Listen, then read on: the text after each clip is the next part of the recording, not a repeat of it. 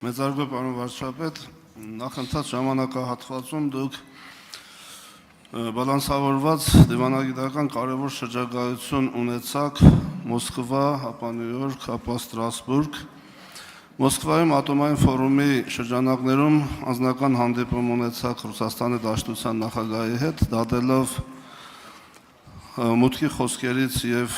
երկու պետությունների պաշտոնական հաղորդագրություններից այդ շփումները առնվազն ջերմ եւ բարեկամական մթնոլորտում անցան, ապա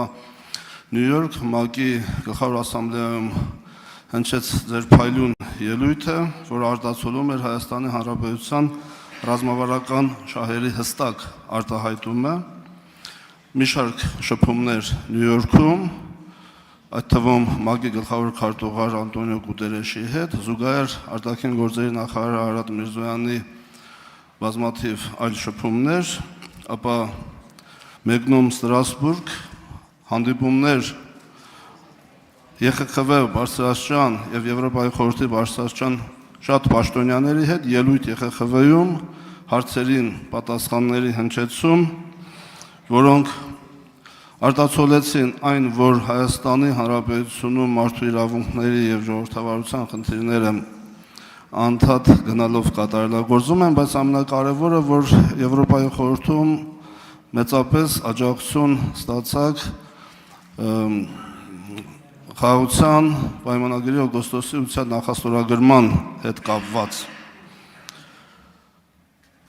ակնհայտ աջակցություն Եվրոպայի խորհրդում։ Իմ հարցը հետևյալն է. Դուք մի քանի անգամ գնահատական եք հնչեցրել, որ խաղաղության պայմանագրի նախաստորագրումը գրեթե անհնարին էր դիտարկվում, բայց ստացվեց։ Բալանսավորված եւ բալանսավորման արտաքին քաղաքականությունը եւս հեշտ չի ու շատ բարդ է։ Ինչու՞մն այս ամենի հաջողության գաղտնիքը։ Շնորհակալ եմ։ Հաջողության գաղտնիքի մասին կխոսի Հայաստանի Հանրապետության վարչապետ Նիկոլ Փաշինյանը, համեցեք պարոն վարչապետ։ Շնորհակալ եմ պարոն Թորոսյան հարցի համար, իրականում գիտեք ձեր հարցը շատ կարևոր է, հետևյալ տրամաբանությամբ, որովհետև հիմա ես կարդում եմ, նախկինում ես կարդում էի մեր հավասարակշռված եւ հավասարակշռման արտաքին քաղաքականության վերաբերյալ ներհայաստանյան մեկնաբանությունները եւ զարմանում, հիմա էլ կարդում եմ միջազգային մեկնաբանությունները եւ զարմանում։ Հիշում եք այս ամբիոնից մի քանի անգամ ասել եմ, որ պետք չի գործընկերությունը շփոթել ամուսնության հետ եւ ընդհակառակը ամուսնությունը շփոթել գործընկերության հետ եւ հիմա գիտեք ինչն է, որ ամեն այցից հետո մեկնաբանություններ են հնչում, որոնք կարիք ունեն պարզաբանման։ Երևի թե բալանսավորման եւ բալանսավորված արտաքին քաղաքականությունը ինքը կարիք ունի պարզաբանման։ Ինչու՞, որովհետև նախկինում մենք խոսել էինք, որ եւ այս օրինակը կարծում եմ շատ հստակ է ցույց տալիս,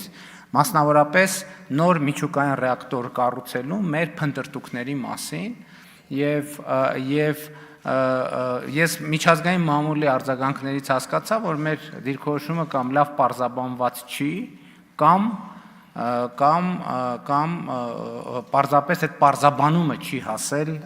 հասցեատերերին։ Մենք կայացրել ենք ռազմավարական որոշում, որ մեր հաջորդ միջուկային ռեակտորը լինելու է փոքր մոդուլային։ Մենք դա բազմակողմանի քննարկում ենք ունեցել եւ այդ որոշումը կայացրել ենք։ Հիմա հաջորդ հարցը. ում հետ ենք մենք կառուցելու, ում հետ ենք գործընկերություն անելու։ Մենք մեր բոլոր գործընկերներին, ովքեր նման բան ունեն, նման տեխնոլոգիա ունեն կամ կարող են ունենալ, մենք բոլորին հարցրել ենք, ասել ենք դուք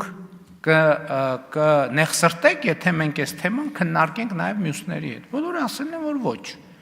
Հիմա ինչ եմ ասում, որովհետև երբ որ ես գնում եմ Մոսկվա, ասում են վերջ, ուրեմն որոշվել է, որ Մոսկվայի Ռուսաստանի հետ է կառուցվում։ Միացյալ Նահանգների հետ հուշագիր ենք ստորագրում ու նոր գնում Մոսկվա, ասում են, բա հուշագիրը ստորագրեցին, ինչի գնացին Մոսկվա։ Գնում ենք Չինաստան, ասում են, բա չհասկացանք, հիմա այնա, մենք շատ թափանցիկ ասել ենք, որ այս պահին մենք ուզում ենք ստանալ առաջարկներ։